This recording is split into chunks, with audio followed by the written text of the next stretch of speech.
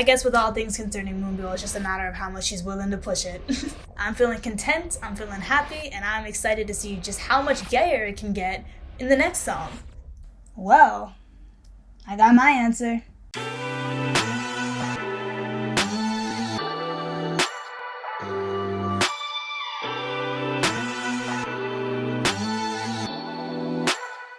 Long time no see. Welcome back, girlies. My name is Faye, and in light of Pride Month, we are finally going to be talking about Moonbyul's Shutdown, because in my opinion, not enough people did. For anyone who doesn't know, for the past 8 years, Moonbyul has been the main rapper and occasional vocalist for the female K-pop group Mamamoo. Like the rest of the members, she's been focusing more on her solo career recently, hence where we are. Shutdown is a pre-release dropped in December 2021 to her then upcoming sophomore album, Sequence. The first pre-release, G999, was released a couple weeks later, and it really set the tone for the album in a lot of ways. And I'm not referring to G9's bright, poppy throwback sound. I'm speaking more on the fact that the song is, for lack of academic terms, suspiciously fruity in content. Again, for the newcomers, Moonbyul has a long history of being unconventional both in her presentation and her songwriting, not conforming to the rigid heteronormative standards of her industry. Going back to the music and not passing the straight test, Sequence is actually a concept album that chronicles the different stages of a relationship that eventually ends, G9 being about the euphoria of first falling in love.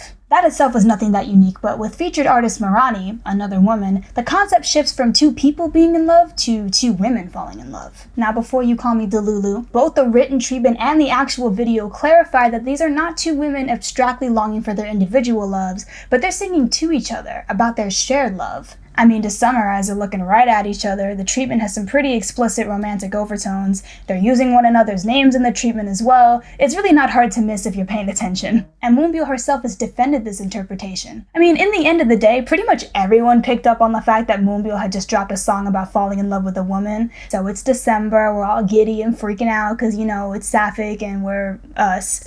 And this was only the first pre-release. Looking forward to the next song, we were just left asking, how much gayer can this get? And oh my god.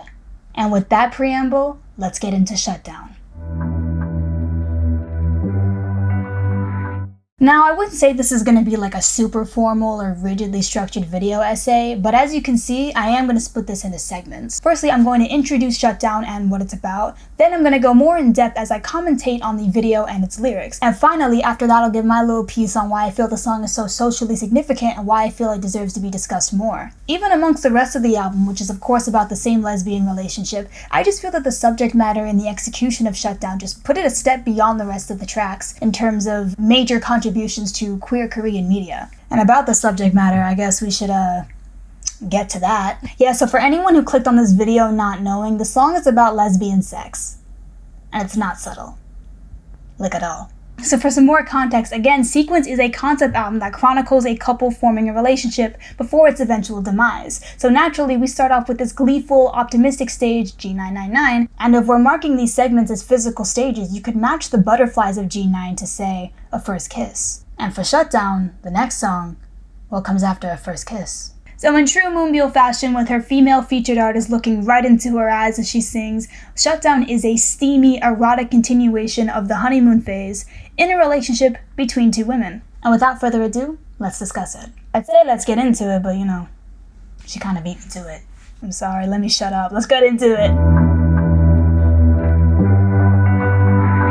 Alright, here I am with the video loaded up. The video is pretty simple. There's no in-your-face visuals or like explicit scenes. It's so simple that the not-so-subtle subtext probably went over a lot of people's heads upon first watch, especially people who couldn't watch with lyrics. Thank you, RBW. Also, the treatment for this video was a bit confusing. Like, you really couldn't tell what the video was about from reading the quote-unquote plot. And I made the joke that you know something is gay when it's made so ambiguous that you can't even tell what's going on. So honestly, very little about the material that initially dropped gave much away. I remember first listening at like 4 a.m. on the verge of passing out, and I was just like, oh, that was cute. Then I started reading the translations on Twitter, and wide awake after that. Didn't sleep for hours. So I doubt that I'll need to explain the lyrics that thoroughly. My main goal with this commentary portion would be to kind of uncover what this video is trying to visually represent about the song. Alrighty then, let's go.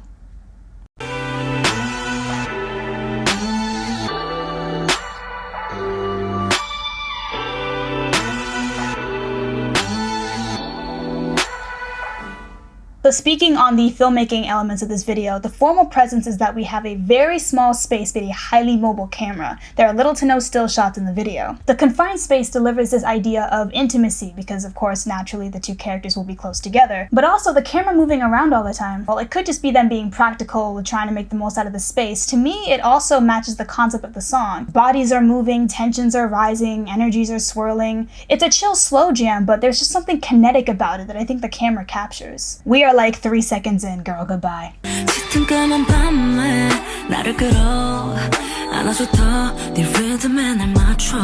we see Byul interacting with various devices around the house, the TV, reading a book, objects that you open and close and turn on and off. A not so subtle metaphor.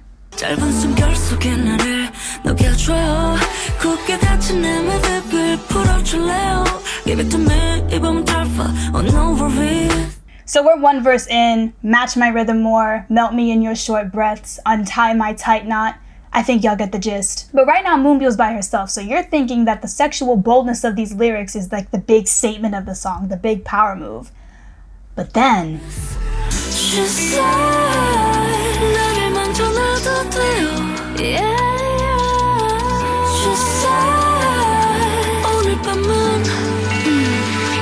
She said, "You can ruin me." At last we have entered gay territory. At the same time that Saori, the other woman, is introduced, we introduce female pronouns. And I want to take a second to talk about Moonbyul's history with gendered lyrics. Whenever tasked with writing solo material, often about relationships, Moonbyul has stated that she prefers to not write with gendered lyrics for the sake of being more inclusive, so more people can relate to the song. This is of course wonderful, but there have been some notable exceptions. In her cover of Don't Forget, she added this pretty suggestive rap verse and then followed it up with the line, "No matter what you do, girl." Both here and in Shutdown, these gendered lyrics are in English. The Korean language is not gendered like English, like the gender of a person is pretty vague and dependent on context, so by her switching the language, she is ensuring that this cannot be misinterpreted.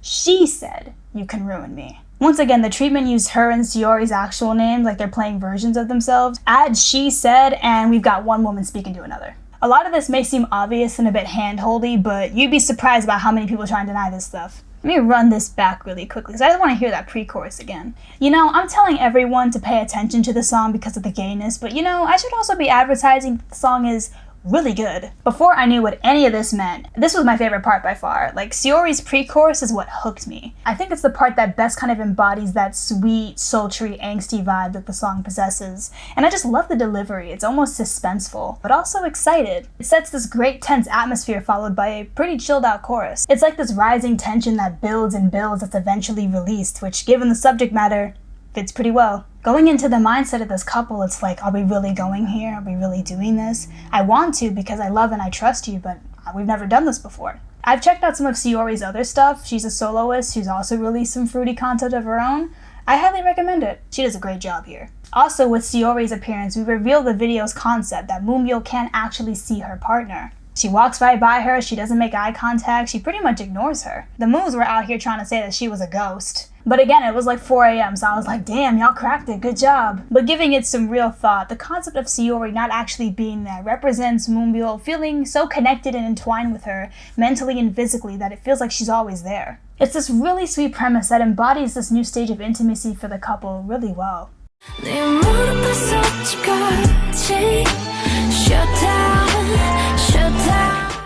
Moonbyul's out here writing lyrics about having girls in her lap all night. I got nothing. As Moonbyul turns off the TV, we also hear the title of the song, Shutdown, and I've never heard this be confirmed, but I'm pretty sure the title itself, Shutdown, is an innuendo of some sort. My inference is that it references what it feels like the brain does when you climax. And that's where I think the metaphor of turning the TV on and off could come in, kind of like the brain shutting down. But it could also be perhaps like her turning on her brain to think about Saori. Oh, this verse, here we go.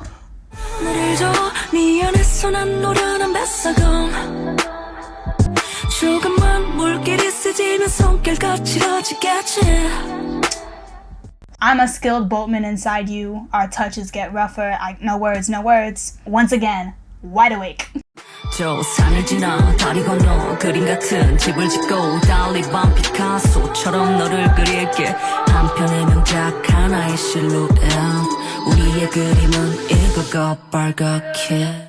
So we're hit with some more lovely metaphors. Naturally, given the vast language and cultural barrier, some of the figurative language in the song goes over our non-Korean heads. Thankfully though, the Korean stans were just oh so delighted to share the explicit details and make sure that nothing got lost in translation. They made sure that we knew that passing through the mountains meant kissing between a woman's breasts, and that crossing the bridge meant going in between her legs. Man, the day these translations came in, that was just so insane. Like, we were just all so shocked. I got no doubt that she's wanted to do this, but more like nobody stopped her. I mean, I'm sure someone tried, and thankfully for all of us, failed. But apparently, according to Buell herself, there's another draft of the song that makes this version look like almost tame, and my brain can't even begin to fathom what that entails. So with that, we are moving on.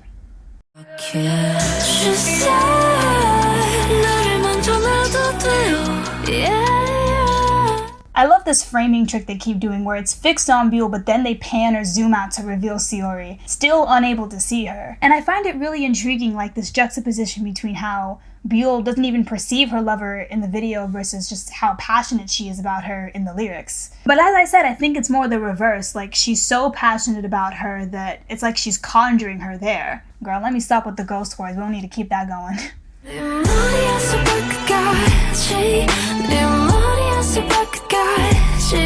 The way Saori is looking at her, I gotta say, before we got the lyrics, the look in her eyes was like the only real indication that this video had anything sexual going on. I feel like in a lot of queer media, specifically with Sapphic media, there's often this dynamic of a sort of straight presenting, kind of unassuming, quote unquote, like untapped bystander being almost lured into an encounter by someone much bolder and daring with their sexuality. And even I, upon first watch, dared to assume that Buell had kind of cast herself in this arguably safer role, with Saori being the quote-unquote temptress. You know, with the overt lustful desire in Saori's eyes compared with Buell's apparent complete unawareness of her. That was just the vibe I was getting. And thank God I was wrong, because this is just so much more intriguing, and something about it being mutualistic just makes it all feel more positive and comfortable. In the next section, I'll have a lot more to say about this song being a wonderful exception to this trend.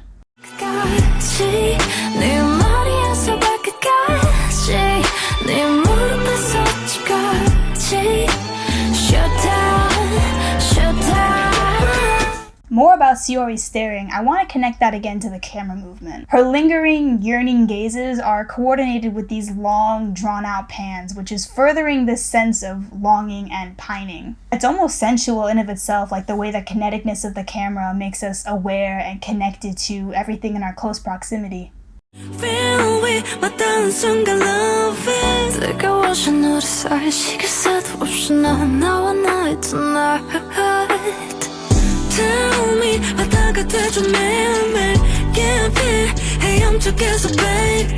More thoughts on Shutdown's musicality. I love this back and forth. Moonbyul is doing a phenomenal job at selecting artists whose voices complement hers. Moonbyul's voice has this great, inviting warmth, but also this stoicness. Like, her voice is very solid. So she's picking people with softer, airier, more delicate voices. I can imagine that if she were to collab with Ween, it would sound a bit like this. Also, I'll Swim Deeply Everyday Baby. This song goes crazy. Who let her do this? I don't really blush, and that's really coming in handy today. Baby, baby, slow down.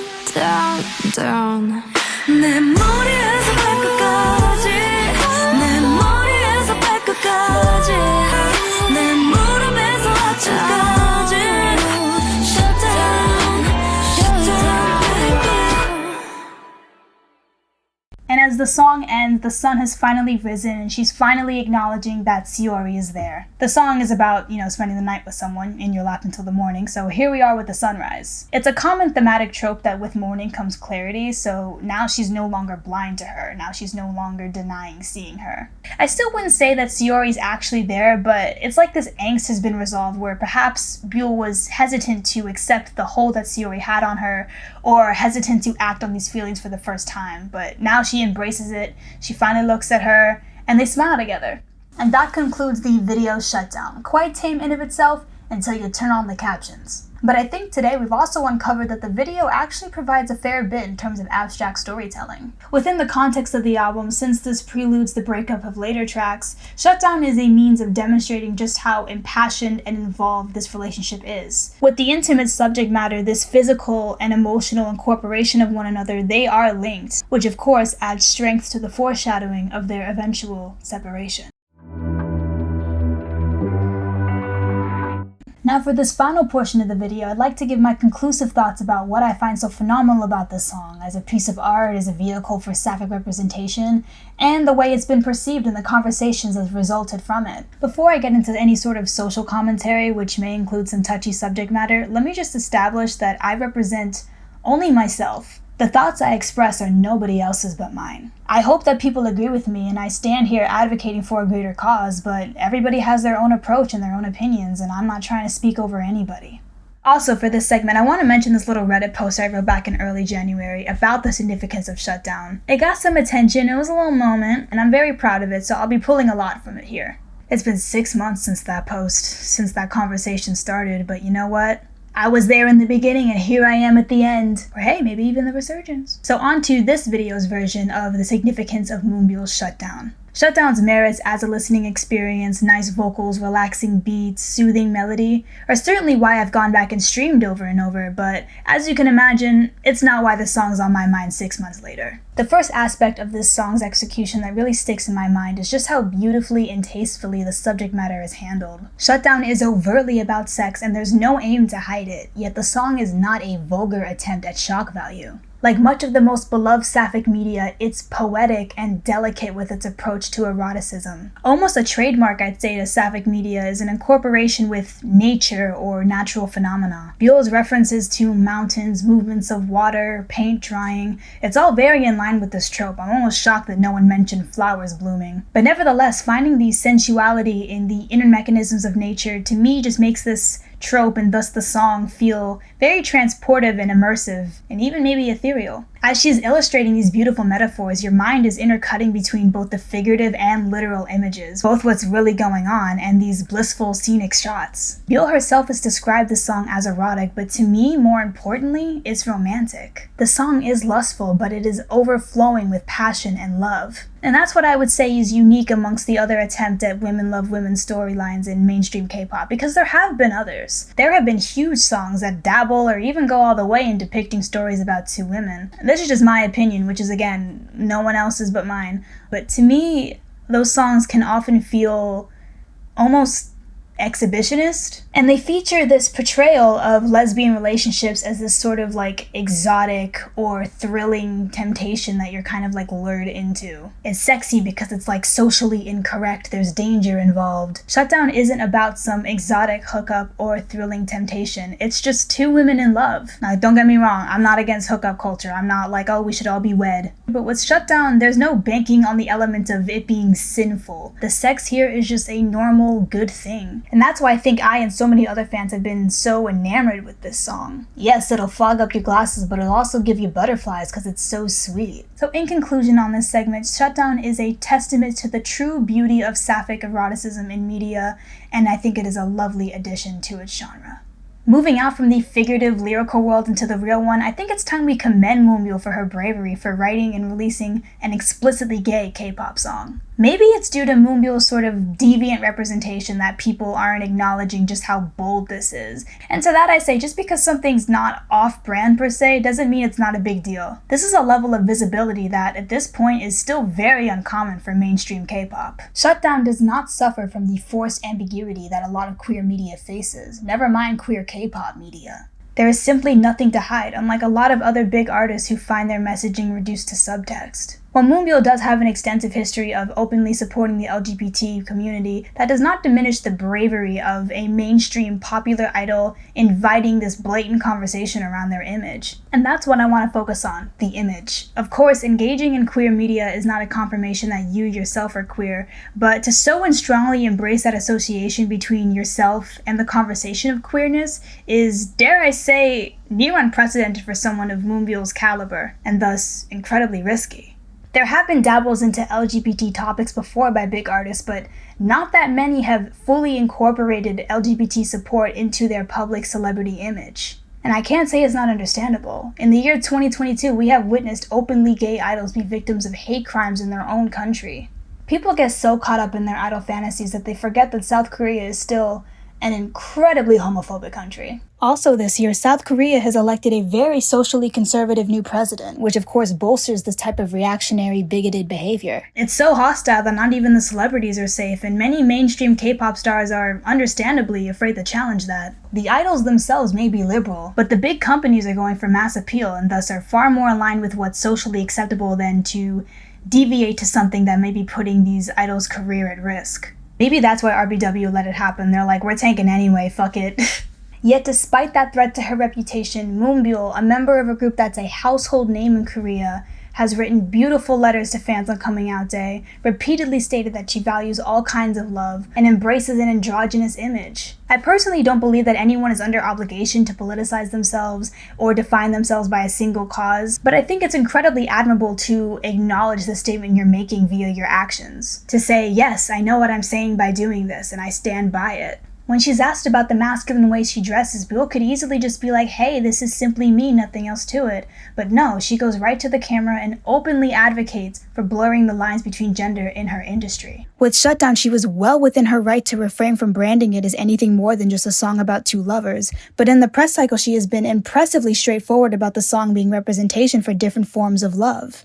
I personally would love it if this song influences more big artists to feel comfortable exploring or spotlighting queerness in their music, and just beyond subtext, beyond just one song, but to fully embrace waving that flag for us. Of course, there is also the inevitable conversation about Moonbyul's own orientation. When you write a romantic song about having sex with someone of the same gender, some predictable questions will arise. So, is this her coming out?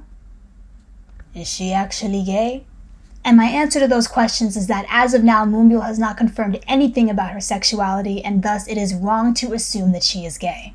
Okay, now that the heads got their answer, let's talk for real. And this talk, by the way, is not going to be about Byul herself, because I think that launching an investigation into this woman's personal life is an incredibly weird thing to do. This video is about the conversations generated by this song, which in my opinion ended up following the patterns of queer discourse typical to K-pop fandom. So what I'd like to explore by mentioning this is why these rumors still perpetuate despite there not being a quote-unquote confirmation. Despite such resistance, because obviously some people do take it too far in a way that endangers the idol for reasons we've already discussed. I'm here to offer just one explanation as to why, just based off my observations in life. If there's any sociologists watching who want to come correct me, by all means.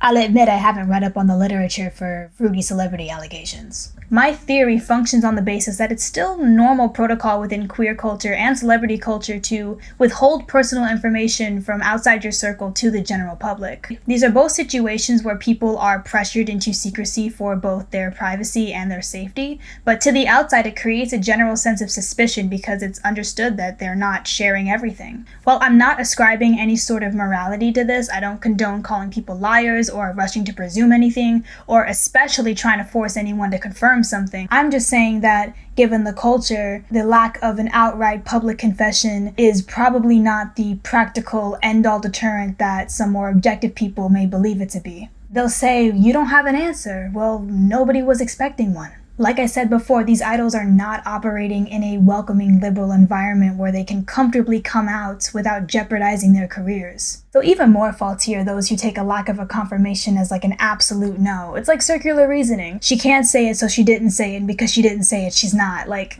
doesn't add up. So ultimately, as long as secrecy is innate to the situation, the argument of they never confirmed it publicly just simply won't resonate on a logistical level. At least to corral speculation, it will not shut the door. I'm not making this video to contribute to either side of the discussion, but honestly, I think the most pragmatic thing here to focus on is just to be more courteous with whatever conclusions we draw. If you think not, don't be patronizing towards fans who are starved of social acceptance and ultimately just looking to feel seen and represented by asking them to completely ignore years of coded behavior. Let people pick up what's being more or less intentionally put down. And for the people who do think so, please just respect the fact that this is a delicate situation. Some fans have Moonbyul have gotten a little overly ambitious in terms of, if not coercing her into engaging allegations, tricking her into dropping hints about them. Some of the fan meets with her have gotten real weird, let me tell you. People just cannot wait to discuss the sexuality of the song with her. And look, I get it. Moonbyul canonical top, I'm gagged too. However, this is a stranger that you're meeting for the very first time. Let's not open with that. Have some decorum. How's the weather? Was the drive okay? Bottom line here is whatever narrative Moonbyul is trying to push about either herself or her music, she needs to be the one in control of it. Any steps she takes are her own. I really don't understand the initiative to force even more out of her when she's already done so much. As I said earlier, I think the release of this song and this album is already so incredibly meaningful. And finally, that brings me to my immense disappointment that this huge, beautiful, amazing step she's taken has been more or less swept under the rug. I'm not speaking about chart positions or sales because honestly, I have no idea the commercial promise that a gay little R&B song has in Korea, but I'm speaking more on discourse and recognition. Other than like one or two big TikToks, I really didn't see the conversation about this song extending beyond Moose spaces, and it's not like we're a huge fandom anyway. I don't want to toot my own horn here, but I feel like my Reddit post did more promo than like any actual publication. And I understand that K-pop operates on spectacle. Because the song is understated and the video isn't flashy, it's simply no beacon to the masses. But it honestly is frustrating just how much of K-pop fandom consists of projecting queer culture onto what's really a very heteronormative industry. These stans, they squeal over the fan service and the fashion choices. Their fave wears a crop top or a blazer once and they're a gay icon. But when someone actually goes out to take that stride to do something undeniably, indefensibly gay, while being a true reflection of either themselves or something they really care about, it's damn near radio silence. I don't want the takeaway emotion of this video to be bitterness, and my purpose for making it is not to somehow prove that Moonbyul threw the first brick at Stonewall. I think K-pop stans are already too obsessed with nominal titles of being the first to do pretty much anything. This video is just me trying to appreciate and articulate the fact that despite seismic professional risk and cultural opposition, Moonbyul has made a proud, beautiful contribution to lesbian representation and queer Korean media in general. I'm just ensuring that the song's praises will not be unsung. At least by me. And listen, if you didn't know about this before, now you do. Now you can go spread the gospel too. And I sincerely hope that by amplifying Shutdown, that queer listeners, especially queer Korean listeners, feel that there is progress being made and that there is someone fighting for them to be seen. And on that note, I think we can finally wrap this up. By now, I've probably talked about this song more than anyone else on the planet Earth, so I think it's time for me to pass the mic to you guys. I am but one person. Let me know what you guys think. Do you see Shutdown and queer media as a reflection of cultural progress, or do you think the fuss about it is a distraction from political progress? Or do you see it as an aid to it? Or do you just see it as a song? No bigger statement to be made. There are a million different perspectives at play here, and I really do want to hear all your takes. I mean, I'm not really interested in what the homophobes have to say, but everyone else, go ahead. Also, in the comments, if anyone's got any more recommendations for queer Korean music or just media in general, drop them too. Before I go, let me just say that the month of June is also Mamamoo's anniversary month, so I'd like to take a moment to appreciate how all of the members have been proud allies to the LGBTQ+ community. Special shout out to Wheein, who's also incorporated Women Love Women into her musical endeavors. Solar just put out a love song called Zingle Zingle, which is confirmed to be about her and Moonbyul, so do whatever you want with that information. Hwasa just behaves the way she does, so I think that covers our bases fine. Thank you all so much for watching. I hope the moos in the audience found this accurate and enjoyable, and I hope that anyone unfamiliar with Moonbyul and Mamamoo feel encouraged to check out more from them in the future. They just announced a comeback yesterday. Subscribe to the channel and make videos like twice a year. But if you want more frequent updates on what I have to say, you can follow my Twitter, Isafae. I hope you've all had a wonderful Pride Month so far, and I hope that the rest of your day is great as well. Bye.